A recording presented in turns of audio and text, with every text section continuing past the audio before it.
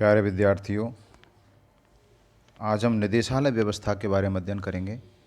जिस प्रकार पिछले अध्याय में हमने सचिवालय व्यवस्था के बारे में अध्ययन किया था, इस अध्याय में निदेशालय व्यवस्था के बारे में अध्ययन करेंगे। निदेशालय निदेशालय अर्थात निदेशक का आलय यानी निदेशक का घर, ये इसका एक शब्दार्थ होता है। जैसे सचिवालय सचिव का घर होता है, जहाँ सचिव बैठता है, काम करता है, नीति और कार्यक्रमों का निर्माण करता है। उसी प्रकार निदेशालय निदेशक का घर होता है। निदेशक उसमें बैठ के अपनी ड्यूटी निर्वाहित करता है और जो नीति निर्देश मिलते हैं उनको क्रियान्वित करता है। नीतियों और कानूनों को क्रियान्वित करने वाली कार्यकारी प्रशासनिक अधिकारियों की व्यवस्था निदेशालय व्यवस्था कही जाती है। कार्यकारी अर्थात जो नीति और योजनाएं बना दी गई हैं उनको क्रियान्वित करना है। नीति और योजनाएं बनाना नहीं है, उनको क्रियान्वित करना है। तो ऐसी व्यवस्था को निदेशालय व्यवस्था कहा जाता है। निदेशालय में विशेषज्ञ अधिकारी होते हैं। नौकरशाही में दो प्रकार के अधिकारी होते हैं, सामान्यज्ञ और विशेषज्ञ। सामान्य अधिकारी जिनकी शैक्षणिक पृष्ठभूमि सामान्य होती है, उनके पास कोई विशेष डिग्री या कोई प्रोफेशनल डिग्री नहीं होती, जैसे कि उन्होंने कोई ऐसा कोई डॉक्टरी का या वकालत का कोर्स नहीं किया होता है, उन्होंने कोई बीएड नहीं की हुई होती है। वो सामान्य शिक्षा प्राप्त होते हैं, जैसे भारतीय प्रशासनिक सेवा, राजस्थान प्रशासनिक सेवा के अधिकारी। और दूसरे जो अधिकारी होते हैं वो विशेषज्ञ होते हैं। ये विशेष तकनीकी शिक्षा प्राप्त अधिकारी होते हैं। तो निदेशालय में विशेषज्ञ अधिकारी होते हैं। राजस्थान के किसी विभाग में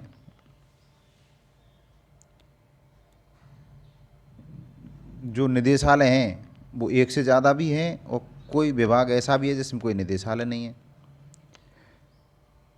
निदेशालय के क्षेत्रीय स्तर पर अनेक शाखाएं फैली होती हैं। क्षेत्रीय स्तर यानी फील्ड में, जैसे निदेशालय का मुख्यालय या तो राजधानी में होता है, शिक्षा विभाग का मुख्यालय बीकानेर में है, आबकारी विभाग का उदयपुर में है, खनन विभाग का भी उदयपुर में है, लेकिन ज़्यादातर मुख्यालय जयपुर राजधानी स्तर पर हैं। फिर उनके नीचे जो ऑफिस आते हैं वो क्षेत्रीय कार्यालय कहे जाते हैं, जिनमें उप निदेशक या संयुक्त निदेशक स्तर के अधिकारी बैठते हैं। फिर जिला स्तर के कार्यालय आते हैं। तो निदेशालय के क्षेत्रीय स्तर पर अनेक शाखाएं फैली हुई होती हैं। यह क्षेत्रीय शाखा विभाग की नीतियों को व्यवहारिक स्तर पर क्रियान्वित करने में निदेशालय का कार्य संपादित करती है। यदि सचिवालय सरकार के कान और आँख होते हैं तो निदेशालय सरकार के हाथ और पैर होते हैं। हाथ और पैर अर्थात काम करने वाले अंग होते हैं। आँख और कान का मतलब देखना और सुनना, विचार करना और उसी के अनुरूप निर्णय लेना। निदेशालय व्यवस्था की आवश्यकता के कारण। निदेशालय व्यवस्था क्यों अपनाई गई, क्या कारण थे इसे अपनाए जाने के? पहला कारण है विशेषज्ञ सहायता की पूर्ति। सचिवालय में सामान्य अधिकारी कार्य करते हैं और उन्हें तकनीकी का ज्ञान नहीं होता, तो तकनीकी कार्य करने के लिए विशेषज्ञ अधिकारियों की आवश्यकता होती है। लोक नीति को लागू करना। मंत्री लोक नीतियों का निर्माण सचिव की सहायता से करते हैं और जो लोक नीति बनाई गई है उसको लागू करना, जनता को आवश्यक सेवाएं और सुविधाएं उपलब्ध कराना, यह कार्य निदेशालय करता है। कतिपय विभागों का कार्यक्षेत्र विस्तृत होना। कतिपय यानी कुछ विभागों का कार्यक्षेत्र अत्यंत विस्तृत होता है, जैसे शिक्षा विभाग, गृह विभाग, स्वास्थ्य विभाग, वित्त विभाग। और इन कार्यों को सचिवालय में बैठकर संपन्न करना संभव नहीं है। आम जनता की आसानी से पहुंच। साधारण जनता की सचिवालय तक पहुंच संभव नहीं है, क्योंकि आम जनता दूर दराज के क्षेत्रीय स्तर पर निवास करती है। और निदेशालय व्यवस्था जो है इसमें क्षेत्रीय शाखाएं भी होती हैं जिन तक आम जनता आसानी से पहुंच सकती है। विशेषज्ञता की ओर झुकाव। निदेशालय में विशेषज्ञ अधिकारी पाए जाते हैं। और विशेषज्ञता तकनीकी और प्रौद्योगिकी को सपोर्ट करती है, प्रौद्योगिकी तकनीकी के सहारे आगे बढ़ती है।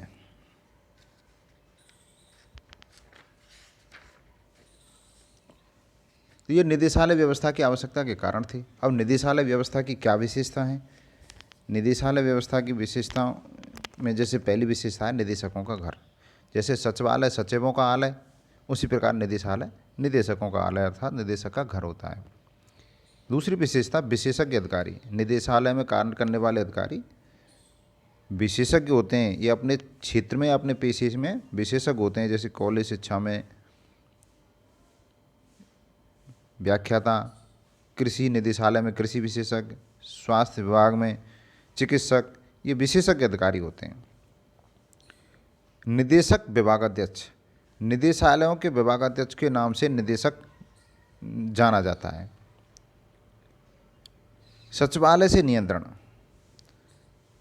सचिवालय में प्रत्येक निदेशालय का एक नियंत्रक विभाग होता है, जहाँ से विभाग का मंत्री और सचिव निदेशालय को निर्देश जारी करते रहते हैं। प्रमुख अधिकारी निदेशक। निदेशक निदेशालय का प्रमुख अधिकारी होता है।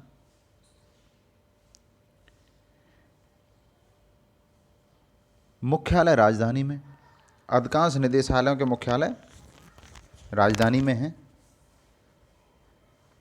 जैसे मैंने आपको बताया कुछ निदेशालयों को छोड़कर, जैसे शिक्षा विभाग का निदेशालय बीकानेर और आबकारी का निदेशालय उदयपुर। क्षेत्रीय कार्यालय। अधिकांश निदेशालयों के जिला स्तर पर क्षेत्रीय कार्यालय भी होते हैं, जहाँ पर संयुक्त निदेशक या अतिरिक्त निदेशक, उप निदेशक के पद स्थापित होते हैं। विशेष गतिविधि का संचालन। निदेशालय का कार्य विशिष्ट प्रकार की गतिविधियों को संचालित करना होता है। विशिष्ट प्रकार की गतिविधि कौन सी हैं? नीति और कार्यक्रमों का निरूपण करना। क्षेत्रीय स्टाफ निदेशालय के अधीन। क्षेत्रीय स्तर पर जो कार्यालय होते हैं उनका स्टाफ निदेशालय के अधीन ही होता है।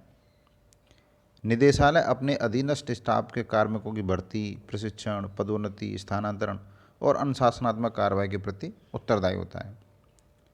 नाम में एकरूपता नहीं। निदेशालय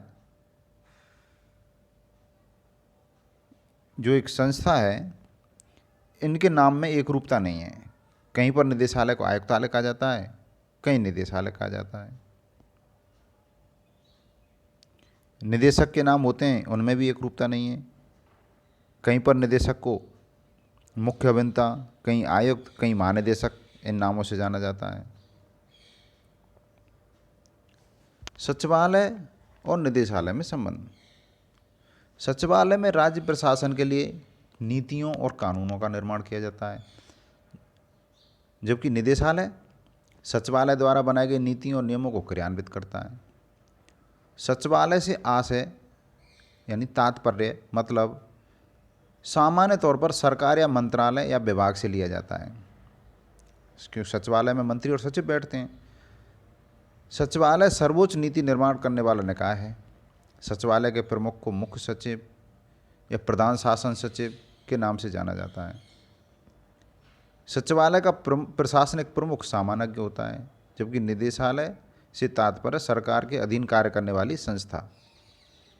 सरकार, सचिवालय का मतलब सरकार से माने तो निदेशालय का मतलब है सरकार के अधीन कार्य करने वाली संस्था।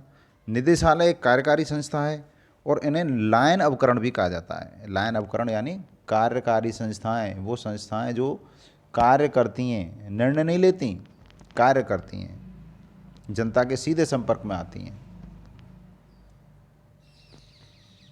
जबकि जो सचिवालय है वो स्टाफ उपकरण, सलाहकारी संस्था मानी जाती है। निदेशालय के प्रमुख को विभागाध्यक्ष, संचालक, निदेशक और आयुक्त के नामों से संबोधित किया जाता है और निदेशालय का प्रमुख विशेषज्ञ होता है। सचिवालय एवं निदेशालय द्वारा आपसी आरोप। सचिवालय और निदेशालय दोनों संस्थाएं एक दूसरे पर आरोप लगाती हैं कि दोनों एक दूसरे के हितों को नुकसान पहुंचाते हैं। सचिवालय द्वारा क्या शिकायत की जाती है कि विभागाध्यक्ष द्वारा भेजे गए प्रस्ताव अपूर्ण होते हैं। विभागाध्यक्ष सचिवालय के लिए जो प्रस्ताव भेजते हैं किसी भी योजना के संबंध में, नीति के संबंध में, या किसी मांगे गए सुझाव के संबंध में, तो वो प्रस्ताव अपूर्ण होते हैं। उन पर वित्तीय और प्रशासनिक दृष्टि से विचार करना कठिन होता है। दूसरा आरोप है कि विभागाध्यक्ष निर्णय लेने की शक्ति प्राप्त होने के बावजूद कभी कभी निर्णय नहीं लेते। वे निर्णय के परिणामों से भयभीत हो जाते हैं और ऐसे मामलों को सचिवालय भेजकर सचिवालय में अनावश्यक कार्यभार बढ़ा देते हैं। अब निदेशालय द्वारा शिकायत। निदेशालय क्या शिकायत करता है कि सचिवालय ने सभी महत्वपूर्ण शक्तियों का केंद्रीकरण कर लिया है। निदेशालय वाले कहते हैं कि हमें तो कोई शक्ति दी नहीं गई, सारी शक्तियां सचिवालय के पास हैं, जिसके कारण निदेशालय को प्रशासनिक कार्यों को करने के लिए सचिवालय से आदेश लेने पड़ते हैं कि भाई हमारे पास कोई शक्ति नहीं है, हमें तो बात बात में पूछना पड़ता है।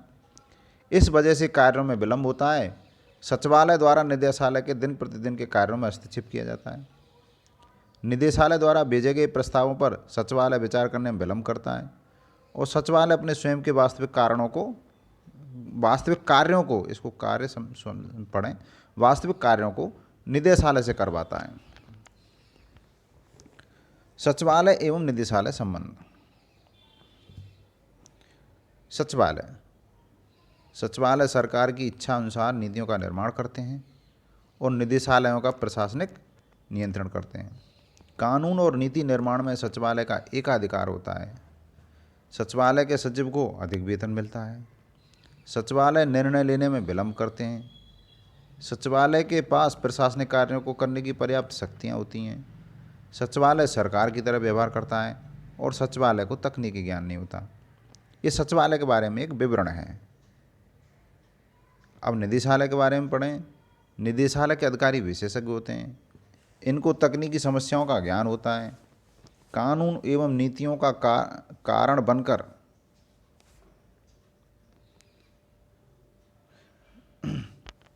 कानून और नीतियों का क्रियान्वयन करना उनका प्रमुख कार्य है।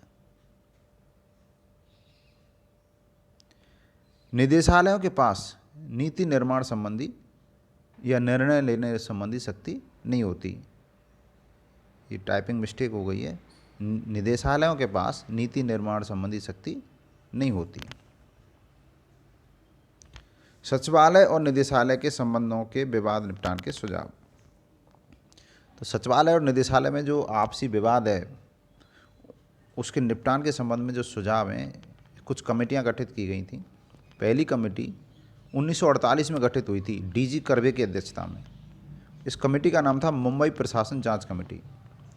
इस कमेटी ने सुझाव दिया कि सचिवालय और निदेशालय दोनों को अलग अलग संस्थाओं के रूप में कार्य करना चाहिए। सचिवालय का स्तर निदेशालय से उच्च होना चाहिए। दूसरी कमेटी थी एडी गोरवाला कमेटी, 1950 में गठित हुई और हैदराबाद प्रांत की अर्थव्यवस्था के संबंध में सुझाव दिया कि निदेशालय के अधिकारियों को अपने विभाग से संबंधित मंत्री से मिलने की पर्याप्त स्वतंत्रता होनी चाहिए ताकि वे मंत्री के समक्ष अपने पक्ष और समस्याओं को रख सकें। तीसरी कमेटी थी नंबूदरीपाद कमेटी, इसे केरल प्रशासनिक सुधार आयोग के नाम से भी जाना जाता है और 1958 में इसका गठन किया था। इसने सुझाव दिए कि निदेशालय के पास व्यापक शक्तियाँ होनी चाहिए ताकि वे अपने कार्यों को लोकतंत्र और विकास के लिए संपन्न कर सकें। चौथी कमेटी मोरारजी देसाई की अध्यक्षता में गठित प्रथम प्रशासनिक सुधार आयोग। इस आयोग ने सुझाव दिए कि जिन विभागों में सरकार के नियामकीय कार्य किए जाते हैं, नियम निर्माण संबंधी कार्य किए जाते हैं, उनमें सचिवालय और निदेशालय को पृथक पृथक रहकर ही कार्य करना चाहिए। सचिवालय और निदेशालय के संबंधों के विवाद निपटान के सुझाव। और आगे उसी टॉपिक में अध्ययन जारी है। दोनों के कार्य और भूमिका के बीच एक स्पष्ट विभाजक रेखा होनी चाहिए। एक स्पष्ट विभाजक रेखा इस प्रकार की होनी चाहिए कि जिससे ये निश्चित हो जाए कि सचिवालय के क्या कार्य हैं और निदेशालय के क्या कार्य हैं। निदेशालय को तकनीकी मामलों के निस्तारण की स्वतंत्रता होनी चाहिए क्योंकि तकनीकी विशेषज्ञ होते हैं वो।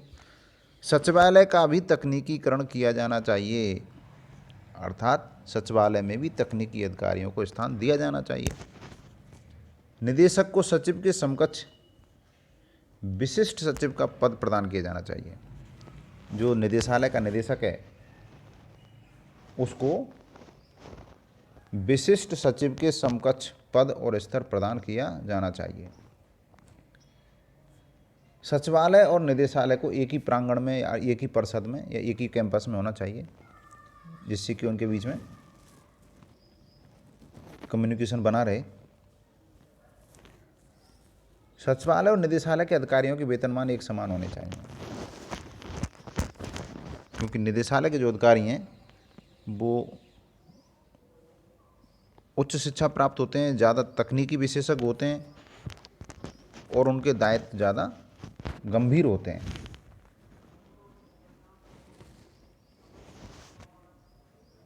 सरकार द्वारा विभाग की शक्तियों का विकेंद्रीकरण किया जाना चाहिए। जो शक्तियां सचिवालय में केंद्रित हैं उनको निदेशालय के लिए भी सौंपा जाना। उनमें से कुछ ऐसी शक्तियां जो तात्कालिक महत्व की हैं, आवश्यकता की हैं, जो कार्य करने में सरलता प्रदान करती हैं, ऐसी शक्तियां निदेशालय को सौंप देनी चाहिए। सचिवालय निदेशालय के अधिकारियों का एक दूसरे के मध्य स्थानांतरण होना चाहिए, अर्थात सचिवालय के अधिकारियों का निदेशालय में और निदेशालय के अधिकारियों का सचिवालय में स्थानांतरण होना चाहिए, जिससे वो दूसरी जगह पर जाकर वहाँ के पद के दायित्व और कठिनाइयों को समझ सकें। निदेशालय के अधिकारियों को सेवाकालीन प्रशिक्षण दिया जाना चाहिए। सेवा के दौरान इन सर्विस ट्रेनिंग होनी चाहिए, जिससे कि समय समय पर उनके ज्ञान को रिफ्रेश किया जा सके, नई तकनीकों से परिचित कराया जा सके और दोनों के बीच सामंजस्यपूर्ण, समन्वयात्मक और सौहार्दपूर्ण संबंध होना चाहिए। अब पढ़ते हैं सचिवालय और निदेशालय में अंतर। सचिवालय राज्य प्रशासन का शीर्षस्थ प्रशासनिक निकाय है। इससे बड़ी कोई संस्था नहीं होती स्टेट के अंदर। राज्य प्रशासन के लिए मंत्री के साथ मिलकर नीति निर्माण करता है। सचिवालय के अधिकारी सचिव कहलाते हैं, जो सामान्यज्ञ होते हैं। सचिवालय के सचिवों का एक विभाग से दूसरे विभाग में स्थानांतरण होता है, अर्थात जो सचिव पहले खान विभाग में लगे हुए थे वो आबकारी विभाग में लगा दिए जाते हैं या खाद्य और आपूर्ति विभाग में लगा दिए जाएं, फिर उनको स्वास्थ्य विभाग में लगा दिया जाता है। जबकि निदेशकों के बारे में ऐसा नहीं होता, वो जिस विभाग में है शुरू से अंत तक उसी में रहते हैं।